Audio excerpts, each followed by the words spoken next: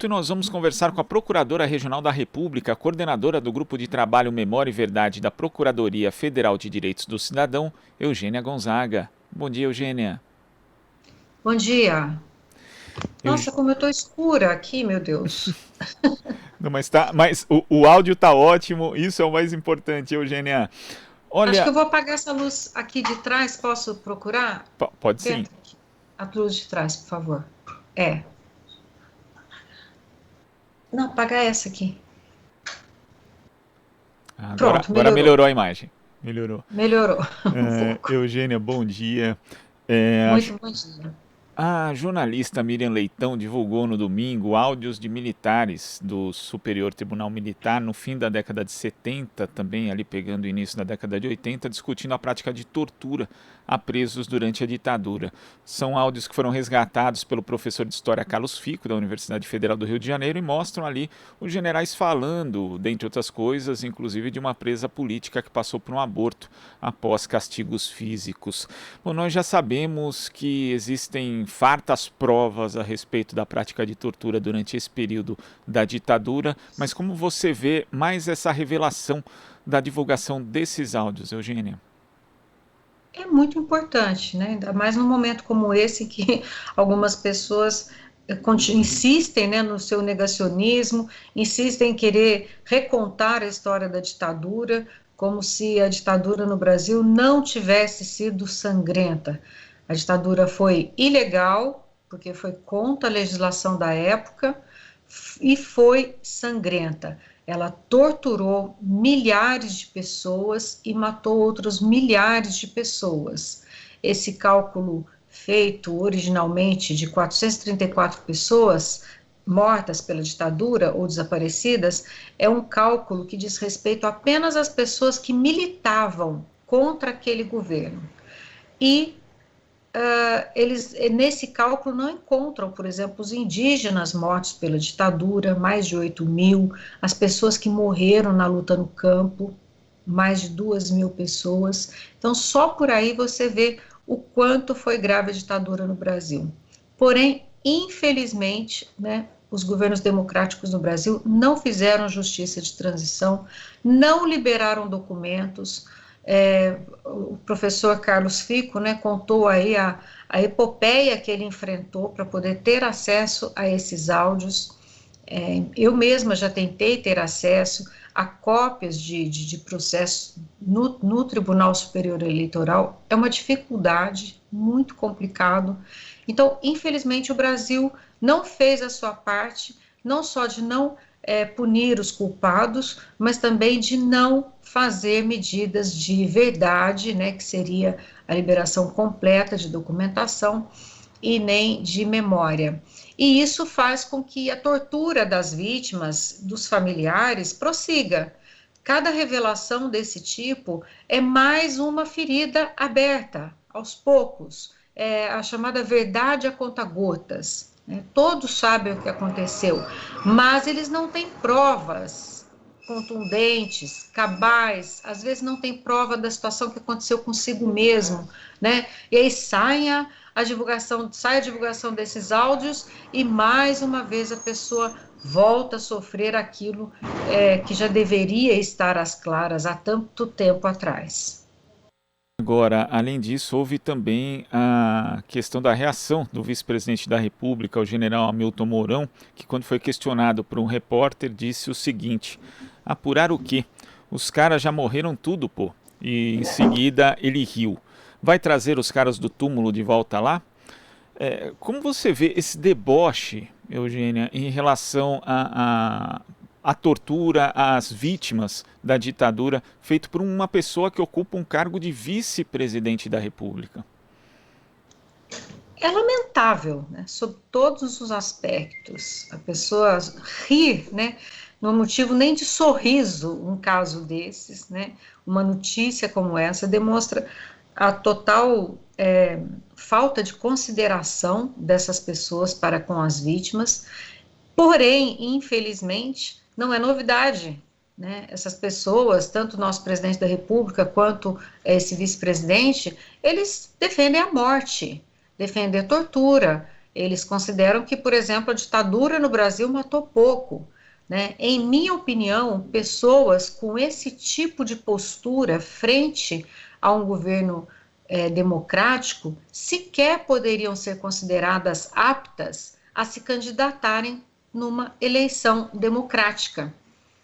Eles, antes de serem eleitos, o próprio general Mourão já falava, já expressava suas opiniões de que teria que haver intervenção militar no Brasil, né? O próprio Bolsonaro já fazia apologia à tortura, já desdenhava, né, das vítimas, como fez na votação, né, pelo impeachment da presidente Dilma, e ele já tinha várias representações contra ele. Eu mesma, enquanto estava na presidência da Comissão Especial sobre Mortos e Desaparecidos Políticos, fiz representações contra ele, contra esse tipo de manifestação, né, por quebra de decoro. Sequer foi levado a plenário, né? Na época o Eduardo Cunha arquivou simplesmente.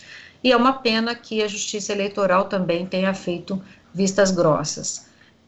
Agora, caberia, né, ação por danos morais, né, por parte das vítimas, talvez uma ação por danos coletivos. É preciso que os movimentos de vítimas, de familiares, analisem isso com bastante calma, porque a essa altura do campeonato, a gente falar em impeachment por atos desse tipo, que obviamente representam sim crime de responsabilidade, porque é uma própria negação do regime democrático. Mas obviamente já aconteceram tantas coisas, né? E o Brasil segurou, o Supremo Tribunal Federal entendeu que errou, né, ao permitir o impeachment da presidenta Dilma, e agora ele não quer promover de novo uma quebra, né, uma ruptura tão forte no país. Então a gente vem sofrendo com coisas desse tipo todo o tempo. Chega no dia de finados, por exemplo, vem o filho do presidente Bolsonaro falando que teria que instituir um novo AI-5. AI-5 que fez com que tantas pessoas morressem e fossem desaparecidas. Dia de finados é um dia muito triste para essas famílias, porque centenas delas não sabem onde estão seus entes queridos, não tem onde colocar uma vela, não tem onde rezar para seu familiar. E eles não têm a menor consideração. E muita gente às vezes diz, né, Eugênia, fala assim, olha, mas vocês ficam comentando essas declarações do Bolsonaro ou do Mourão, acaba dando holofotes para eles, né? O Mourão, inclusive, que é pré-candidato ao Senado no Rio Grande do Sul, mas não tem como ignorar esse tipo de coisa, né, Eugênia? Porque são declarações que fogem daquilo que seria o básico da civilidade, né? E se existe um segmento da população que se sensibiliza e que acha que isso é uma propaganda positiva, ou que faria votar nele, então existe algo de muito errado na nossa sociedade mesmo, Eugênia. Ou seja, aí são os efeitos da falta de uma justiça de transição mais efetiva da ditadura para a democracia formal, que acabou não existindo aqui? Perfeito, Glauco, é isso mesmo. Eu também vejo que, às vezes, a gente, quanto mais fala, né, dos absurdos, parece que tem aqueles que gostam, né, que acham engraçado esse tipo de postura, né, desse vice-presidente da República. São pessoas completamente desinformadas. São pessoas que, se tivessem, né, passado uma hora numa cadeia, detido por estar, por exemplo, sem documento na rua, como aconteceu com tanta gente, eu tenho certeza que essas pessoas veriam diferente. Se essas pessoas tivessem um pai desaparecido apenas porque estava lendo um livro, porque estava ajudando um amigo, né? As pessoas comuns que acham engraçado esse tipo de postura do Mourão, essas pessoas, elas acreditavam nessa versão da ditadura, que haviam grupos terroristas no Brasil. Sim, haviam grupos de resistência no Brasil, porém eram resistência a um governo ilegítimo. Obviamente, cometeram alguns crimes, sim, eles deveriam ser presos e condenados por esses crimes. E não mortos, torturados, assassinados, meninas, como você vê, né, o caso moça grávida, né? Aconteceu também no Recife, a mesma coisa. Aqui no Brasil, a própria Miriam Leitão, né, que deu essa notícia, ela saiu da cadeia pesando 30 quilos e ela estava grávida. Da maneira que ela foi torturada, que ela foi tratada, né? Que risco à segurança pública, né? Essas pessoas ofereciam. E o país, ele estava tomado pelos militares, eles tinham força física absolutamente suficiente para poder aplicar a lei que existia no momento. E no momento não existia pena de morte. E foi o que eles fizeram. Porém, ninguém pensa nisso, né? As pessoas que não conhecem a história desse período, né, falam, não, pegou bandido, como fala hoje em dia, né? E além de não pegarem, né, só bandidos, mesmo bandido, ele tem direito a julgamento e não a ser morto. Bem, voltando à sua questão inicial, tem que falar porque é um vice-presidente da República, né? É um presidente da República. Não tem como ignorar a fala dessas pessoas. Se tem quem goste, realmente é lamentável, mas é bom até para a gente saber, né? Que existem essas pessoas, quantas são essas pessoas, o que a gente tem que, onde estão essas pessoas, né? O que a gente tem que fazer em matéria de educação e direitos humanos para que essas pessoas entendam que a necropolítica não vale a pena. Um dia a necropolítica vai bater na porta da casa dela. Em país que tem tortura, ninguém é cidadão. Então, eu acredito que vocês estão no caminho correto, sim. É preciso falar.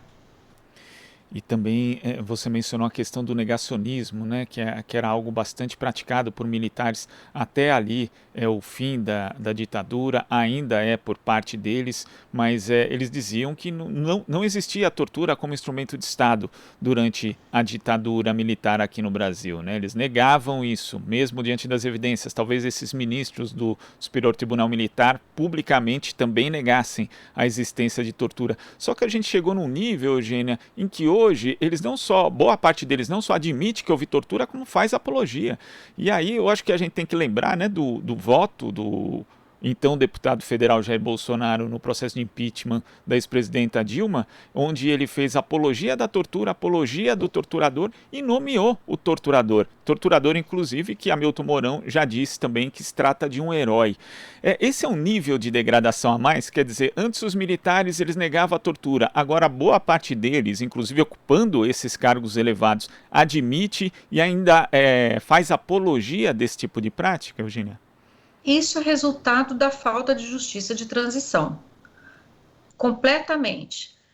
Entre os ministros do Supremo Tribunal Militar, obviamente eles sabiam que havia tortura e até entre eles estavam usando palavras veladas. Nós sabemos que existiram juízes nos tribunais militares em que admitiam a tortura dentro da própria justiça militar. Se o preso chegava lá e ele estava demorando a falar, ele falava assim, vai pensar um pouco lá no porão. E acontecia tortura dentro da própria justiça militar. Então, isso não era segredo para o Poder Judiciário na época. E o Poder Judiciário silenciou, ele se omitiu. Assim como se omitiu em várias outras situações, como, por exemplo, essa do então deputado Jair Bolsonaro. O Brasil, ele fez uma transição da ditadura para a democracia, uma transição completamente coordenada pelos militares. Só aconteceu aquilo que os militares permitiram. Então, por exemplo, houve a troca de governantes, né? Mas ganhou aquele governante que não foram eleições diretas, foram eleições indiretas. Depois vem o presidente Tancredo Neves, não sei se para quem se lembra, ele foi morto antes de tomar posse. Obviamente, parece que foi por causas naturais, mas hoje em dia eu já não duvido de mais nada, sabe? E aí entra o presidente José Sarney, que era uma pessoa completamente afeta às Forças Armadas. E daí por diante, a própria Constituição brasileira é ótima na parte de direitos humanos, em tudo. A Constituição é boa, menos na parte que diz respeito às Forças Armadas, porque ali era o território deles e eles diziam, não, aqui não. A Constituição brasileira não fala em justiça de transição. A Constituição brasileira reitera apenas os termos da comissão da lei de anistia, que já existia em 79. Na comemoração da Constituição, havia mães protestando: onde estão os nossos filhos? Onde estão? Né, com cartazes. Os governos passaram por cima delas. Elas só vieram até algum tipo de reparação em 1995, que foi uma reparação tímida, mais uma vez, a única que foi permitida pelos militares. E até a Comissão Nacional da Verdade, os governos Lula, Dilma, poderiam ter implantado a Comissão Nacional da Verdade voluntariamente. Eles já tinham várias recomendações nesse sentido, mas não instauraram. Por quê? Questão de realpolitik. Não quero mexer num assunto que vai causar aqui problemas de governabilidade. Bem, veio a Comissão Nacional da Verdade porque o Brasil foi condenado e mesmo assim desagradou os militares e mesmo assim o governo fez deferência aos militares. A nossa lei que cria a Comissão Nacional da Verdade é tímida. Durante a instituição da Comissão Nacional da Verdade, estavam lá os 3 chefes das 3 forças armadas e eles estavam se sentindo constrangidos, incomodados com as falas todas que estavam acontecendo ali na instituição. E tinha uma familiar escalada para falar, que era uma pessoa que ia falar em nome dos familiares. Na hora em que ela ia falar, ela foi desconvidada a falar. O cerimonial da presidente Dilma falou assim, melhor você não falar, porque o clima está ficando aqui já pesado. Ou seja, para não desagradar os militares, ela passou por cima de familiares, que são os principais destinatários de tudo que a gente está falando aqui. Acho que se a gente hoje está falando algo aqui, é porque eles nunca desistiram da luta deles. Porque se fosse pelos governos, pelos intelectuais da época, isso teria que ser esquecido. Essa sempre foi a palavra que eles sempre usaram. E aí, isso, obviamente, leva à escalada, né? Como não aconteceu, a impunidade gera mais impunidade. A impunidade, ela gera a sensação de que tem pessoas que estão acima da lei. As Forças Armadas, as forças de segurança no Brasil, têm sempre essa postura de se sentirem acima da lei. Hoje, eles continuam matando, desaparecendo pessoas, talvez muito mais ainda do que na ditadura, e não lhes acontece nada. Por quê? Porque os juízes não aceitam a prova produzida contra eles, frequentemente as vítimas não têm essa prova, eles têm condição de ir lá e destruir a prova do local do crime logo em seguida. Isso tem vários relatos nesse sentido, e se essas pessoas seguem impunes, é muito raro você ter um policial condenado por violência policial, e não é que essa violência não exista, essa violência existe em grande quantidade, não deveria existir contra infratores, e existe contra infratores e contra não infratores. Muitas vezes essas milícias de supermercado, por exemplo, que na verdade são policiais contratados para trabalhar em outro turno, né? Que daí já é um outro problema das polícias. Às vezes acontece ali um furto, alguma questão no supermercado, eles pegam primeiro o rapaz que está na rua, né? Com perfil, né? Sempre pobre, maioria negro, né? E batem, quando às vezes até chegam a assassinar essa pessoa. Sabe por quê? Eles não têm prova nenhuma, sabe? Para simplesmente dar o exemplo naquela comunidade. Que alguém quiser entrar ali, já sabe o que vai acontecer. Não interessa se eles mataram um inocente ou não.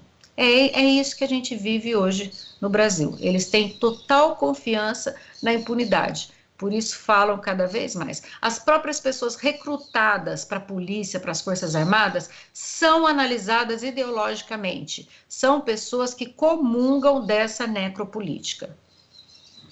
E essa questão dessa comunhão, né? Porque às vezes a gente vê o presidente Jair Bolsonaro que ele tem um discurso mais agressivo tosco, para falar a verdade, e tem muita gente, inclusive na mídia, que tenta separar, olha, tem militares que são mais moderados, mas aí você vai analisando ali, Eugênia, vê o Mourão com esse tipo de declaração, o general Vilas Boas, que chegou a ameaçar o Supremo Tribunal Federal ali na ocasião do julgamento da prisão após condenação em segunda instância. Temos aí Fernando Azevedo Silva, que quase foi gerente do TSE, também trabalhou com o ministro do STF, Dias Toffoli, que quando foi ministro da Defesa, aliás, pasta da Defesa que não podia ser ocupada por militares, né, mas infelizmente desde o governo Temer é assim.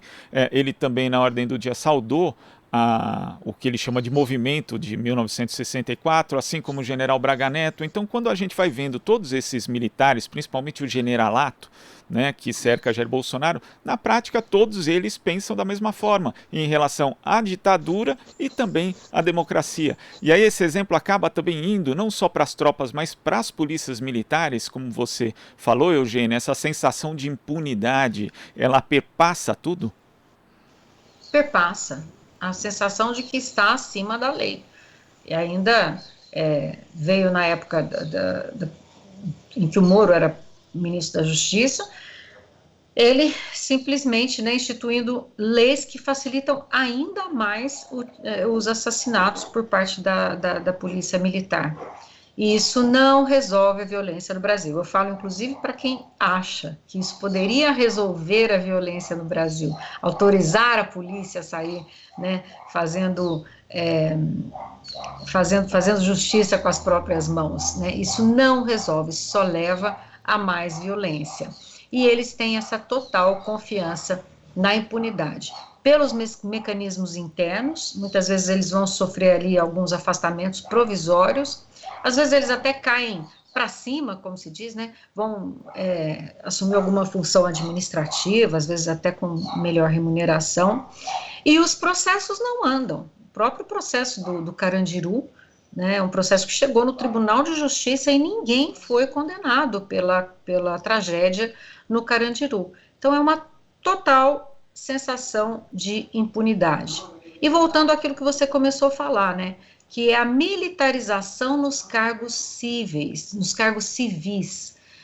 Isso é completamente inconstitucional e está acontecendo por responsabilidade do próprio judiciário e dos ministérios públicos, a começar pelo Ministério Público Federal, do qual eu faço parte. Essa nomeação desse general Luna e Silva em pleno governo Temer, que era um oficial da ativa, né, quebrou com toda a espinha constitucional, no sentido de que militar exerce função militar. O civil, os ministros, o governo sempre vai ser civil, o governo não vai ser militar. E na época do presidente Temer, ele quebrou com isso, nomeando um militar para uma função civil, que vai exercer parcela de poder do Estado. Então, ele já quebrou com isso. O governo Temer também quebrou com a necessidade, com a não militarização. Ele expediu aquele decreto de intervenção no Rio de Janeiro, e no artigo 1º desse decreto estava escrito: isto é uma intervenção militar, a natureza dessa intervenção é militar. Só que não foi intervenção nas Forças Armadas, não foi intervenção nas Forças de Segurança, foi intervenção no governo do Estado. Ele nomeou um militar para exercer uma função civil. Isso poderia ter sido facilmente questionado, né, juridicamente, pela então presidente da República, Procuradora-Geral da República, que era a doutora Raquel Dodge, uma pessoa excelente, uma pessoa que eu tenho a maior admiração, mas nesse aspecto, né, me perdoem, né, falhou, não houve um questionamento por parte desse decreto. E daí em diante, a militarização que já vinha acontecendo nos gabinetes civis, desde prefeituras até gabinetes de ministros do Supremo, já estavam cheios de militares. Essa militarização que já vinha acontecendo, ela passou a ampliar. No governo Bolsonaro, é uma quantidade, assim, é impensável a quantidade de militares que nós temos hoje exercendo funções civis, enquanto a Constituição brasileira, as recomendações da Comissão Nacional da Verdade dizem que o Brasil tem que promover a militarização, a desmilitarização, o Brasil está fazendo ao contrário. Ele vem promovendo a militarização. Não sei como a gente vai conseguir sair disso, né? Quais serão os danos todos desse tipo de modo de exercício do poder? Acho que um bom exemplo foi o ministro Pazuello no Ministério da Saúde, né? O general Heleno, Braga na Casa Civil, em funções importantes. A gente vê, né, qual é o tipo de contribuição que eles vêm dando para o país. Eugênia, eu queria agradecer a sua participação aqui no Jornal Brasil Atual de hoje. Muito obrigado. Até a próxima. Até a próxima, Glauco. Conversamos aqui com a Procuradora Regional da República e coordenadora do Grupo de Trabalho Memória e Verdade da Procuradoria Federal de Direitos do Cidadão, Eugênia Gonzaga. Ouvindo Jornal Brasil Atual. As notícias que os outros não dão.